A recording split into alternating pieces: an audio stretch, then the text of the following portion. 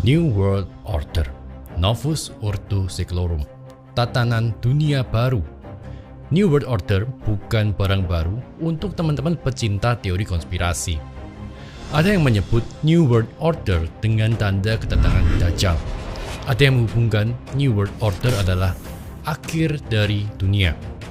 Dunia ini berjalan dengan sistem cycle atau pola. Bulan berputar mengelilingi bumi. Bumi dan planet lain berputar mengelilingi matahari.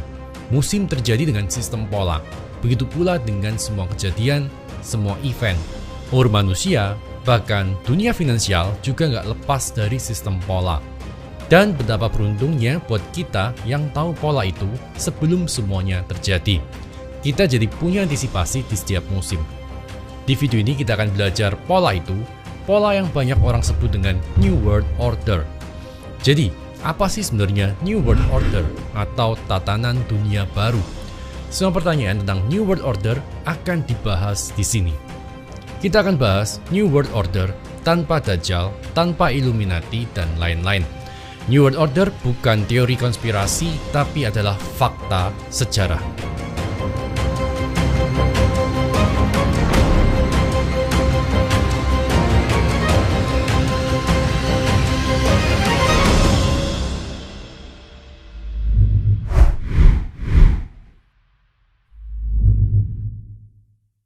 Video ini dipersembahkan oleh Bybit, exchange global tier 1 dengan biaya taker dan maker terendah, leverage hingga 100 kali, fitur earn lengkap, dan ada cashback kilat.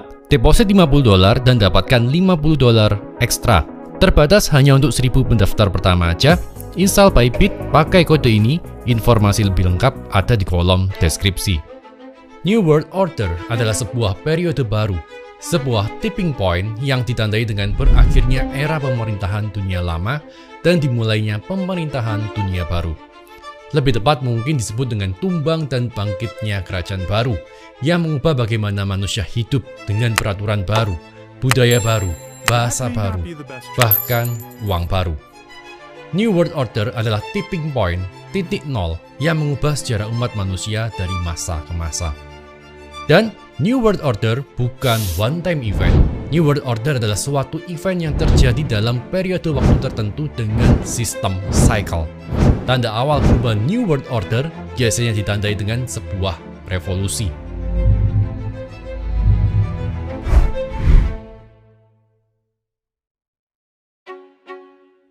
Sama seperti manusia, kerajaan dan pemerintahan apapun di dunia ada masa kehidupannya. Ada masa kelahiran, masa keemasannya, masa tua, dan akhirnya mati. Untuk memahami cycle New World Order, teman-teman harus memahami dulu tentang cycle-nya. Nah, buku Ray Dalio yang berjudul The Changing World Order menjelaskannya dengan sangat jelas. Ray Dalio menggambarkan New World Order dengan seperti ini. New World Order menurut Ray Dalio terjadi kurang lebih setiap 100 tahun sekali dengan masa transisi 40 tahun. Ini dari pengamatan New World Order di 500 tahun sekali. Di masa transisi ini ada sebuah kerajaan atau negara baru yang bangkit menjadi kompetitor, penguasa, atau kerajaan dominan saat itu. Mengenai konsep negara, negara adalah konsep yang baru kita kenal selama 100 tahun terakhir aja. Sebelum itu kita mengenal dengan sistem monarki atau kerajaan. Nah, teman-teman bisa belajar dari bagan ini. Bagan ini disebut the Big Cycle. Big Cycle dibagi dalam 3 fase, yaitu fase the rise, the top, dan the decline. Big Cycle ini adalah cycle dari New World Order. Sebuah indikator atau sebuah tanda dari kelangsungan sebuah pemerintahan. Nah, pada saat suatu pemerintahan atau kerajaan mulai decline, biasanya akan diikuti oleh kerajaan atau negara kompetitor yang masuk dalam fase rise dan menggantikan tatanan dunia baru. Nah, kita akan bahas satu-satu fase New World Order ini, supaya kita tahu kita ada di posisi mana sekarang. Oke, tadi kita udah paham dengan bagian ini ya. Sekarang kita zoom in cycle-nya. Jadi di 3 fase, ada 18 tahap sebuah kehidupan atau life cycle satu era New World Order. Tatanan dunia baru atau New World Order biasanya dimulai dengan fase decline sebuah pemerintahan yang berkuasa saat ini atau tatanan dunia lama. Mereka mulai berhutang banyak seperti di fase 13, mulai cetak uang hingga terjadi inflasi, ada konflik internal di antara rakyat, politisi atau elitnya, kemudian diikuti dengan menurunnya nilai mata uangnya, dan kepemimpinan yang lemah. Hingga akhirnya meletuslah sebuah perang atau revolusi sebagai endgame atau tipping point-nya. Di sisi lain, di saat bersamaan, dengan menurunnya tatanan dunia yang lama atau tatanan dunia yang sekarang, ada negara atau kerajaan atau kompetitor lain yang masuk dalam fase the rise. Mereka mulai bangkit karena ada kepemimpinan yang kuat, punya penemuan-penemuan, rakyatnya punya edukasi yang baik, budaya yang baik, ada alokasi dan sumber daya yang lebih baik, nggak terlibat perang dengan pihak manapun. Mereka juga kompetitif, pendapatan masyarakat meningkat, punya market dan financial market yang besar. Ketika tatanan dunia yang lama menurun atau dalam fase decline, merekalah yang akan menggantikan sebagai pemimpin dunia atau tatanan dunia baru pun dimulai. Orang akan mulai belajar bahasa baru, budaya baru, cara berpakaian baru, mindset baru, dan menggunakan mata uang atau uang baru. Pada umumnya sih mata uang kerajaan atau negara itu. Negara yang menguasai tatanan dunia baru, seperti yang dulu kita pernah menggunakan gulden, pounds, dan sekarang dolar. Tapi jadi penguasa dunia, menjadi penguasa dari tatanan dunia yang baru, ini seperti buah si malakama juga. Di fase keemasan atau fase top, orang-orang akan menjadi lebih malas, menjadi nggak seproduktif dulu, mereka lebih menikmati kekayaannya dengan senang-senang, liburan, dan merasa memiliki privilege. Hingga akhirnya mereka kehilangan kompetitifnya. Dan gap antara kaum ultra kaya atau para elit dan para rakyat biasa menjadi lebih lebar. Setelah itu mereka memasuki masa decline, hingga akhirnya berakhir seperti penguasa tatanan dunia yang lama. Di saat yang bersamaan ada pemerintahan baru yang sedang on the rise. Cycle ini akan berjalan dengan otomatis seperti rotasi bumi. Jadi penting untuk tahu kita ada di posisi mana dan apa persiapan terbaik kita untuk menghadapi tatanan dunia yang baru.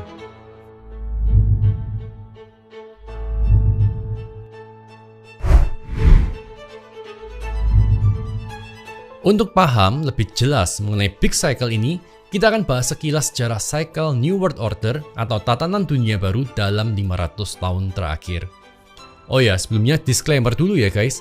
Fase-fase ini hanya berfungsi sebagai indikator, karena di dunia nyata nggak sesimpel ini bagannya.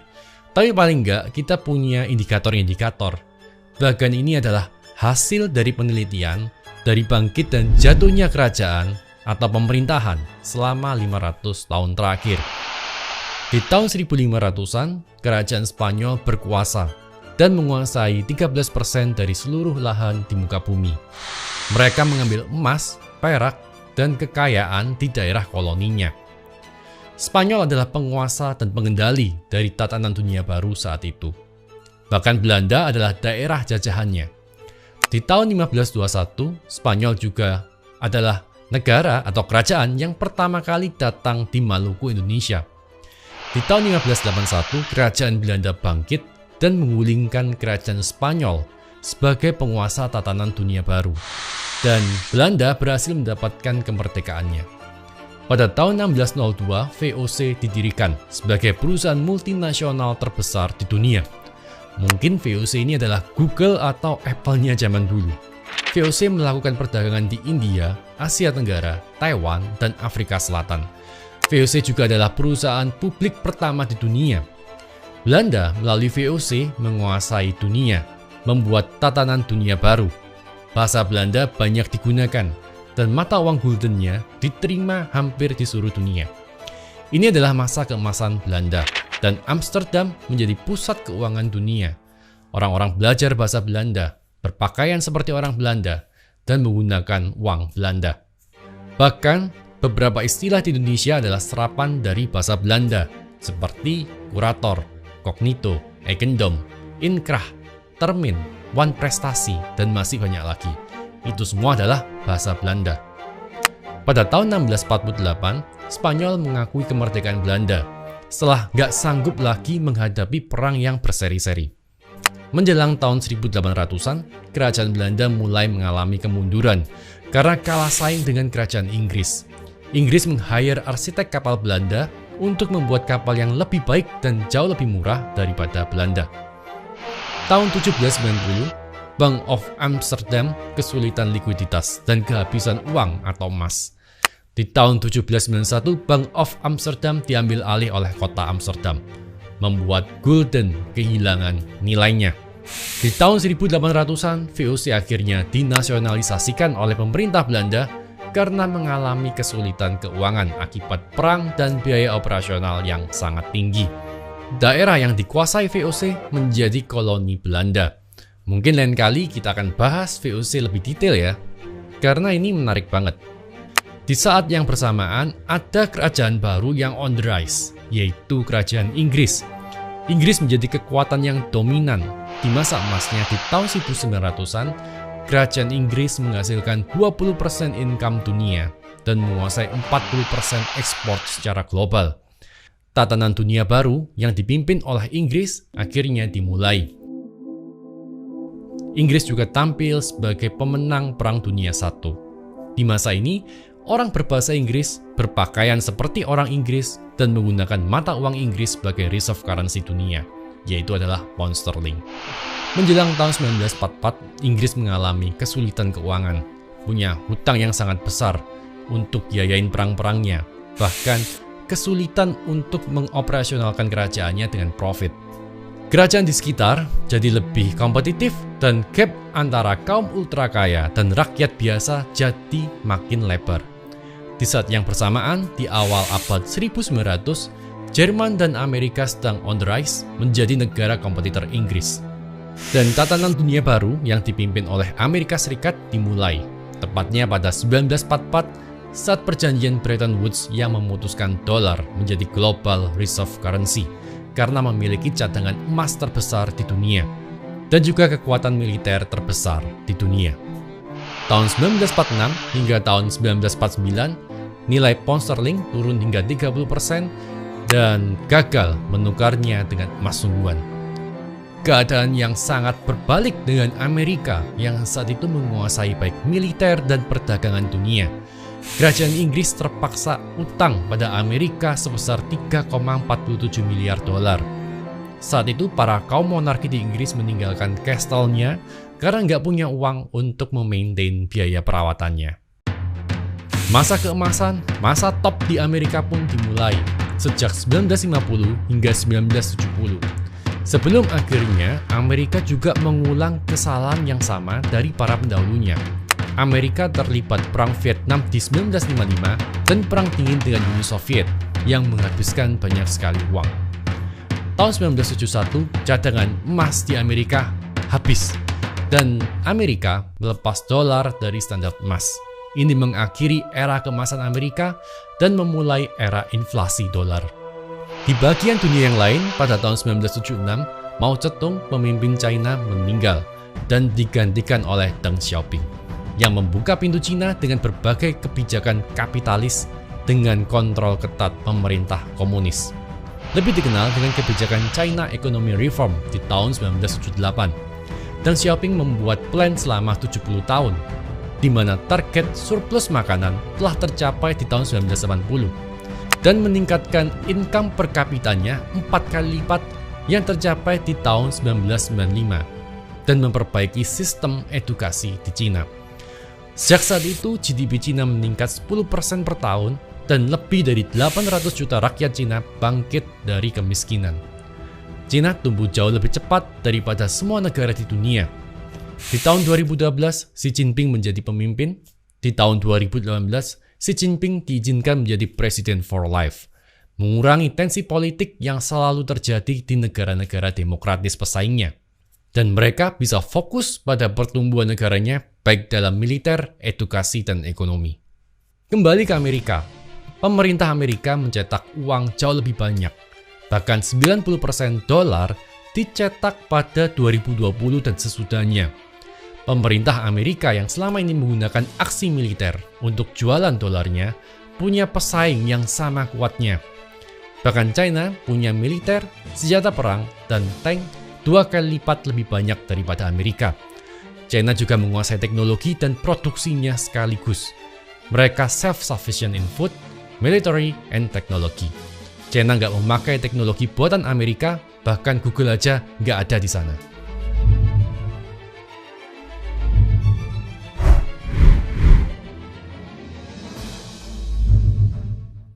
Tadi kita udah bahas tentang Big Cycle dan 18 tahap New World Order.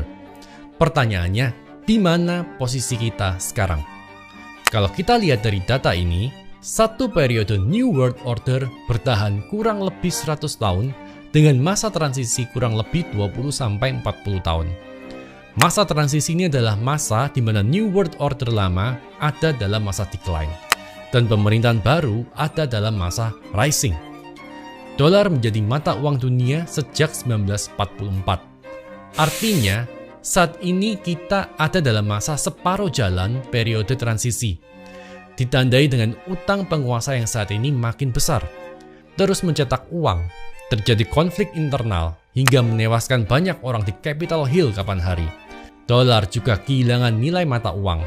Dan yang terakhir, banyak terjadi kekacauan yang membuat orang sipil menjadi korban dari kebrutalan orang lain, seperti penembakan yang terjadi di tempat yang nggak seharusnya. Ini adalah tanda dari kepemimpinan yang lemah.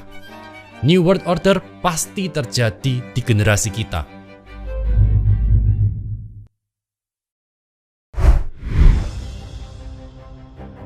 Masalahnya sekarang begini teman-teman. Sejak perjanjian Bretton Woods, semua mata uang dunia terikat pada dolar. Dolar yang dulunya di-backup oleh emas menjadi mata uang fiat yang nggak di-backup oleh apapun. Sementara cadangan devisa kebanyakan negara terlanjur dalam bentuk dolar. Ketika Federal Reserve-nya Amerika mencetak dolar, tentu aja mata uang kita juga jadi makin nggak bernilai karena hiperinflasi. Endgame-nya berdasarkan fakta sejarah, mata uang akan diganti kembali dengan uang yang di-backup oleh aset beneran, seperti emas misalnya, atau akan diganti dengan mata uang negara kerajaan, pemerintah, atau penguasa baru. Atau mungkin juga ini adalah waktunya people's money.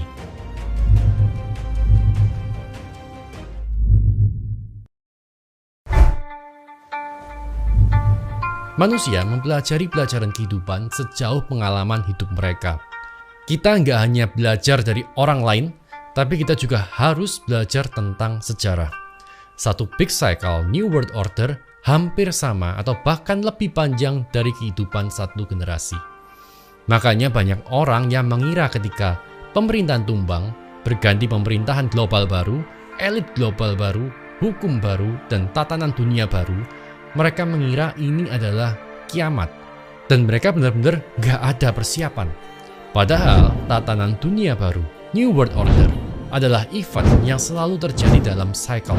Eventnya sama, yang beda adalah karakter dan bajunya aja. Seperti film yang di-remake berulang-ulang. Beruntung buat teman-teman yang nonton video ini nggak habis. Karena teman-teman akan punya persiapan jauh lebih banyak ketimbang mereka yang nggak tahu apa-apa yang akan terjadi di masa depan mereka. Jadi, apakah teman-teman siap dengan New World Order? Tatanan dunia baru yang pasti terjadi di generasi kita. Gimana cara kita mempersiapkan? Stay tune, tunggu edisi berikutnya. Saya akan bahas di video yang berjudul Uang Masa Depan.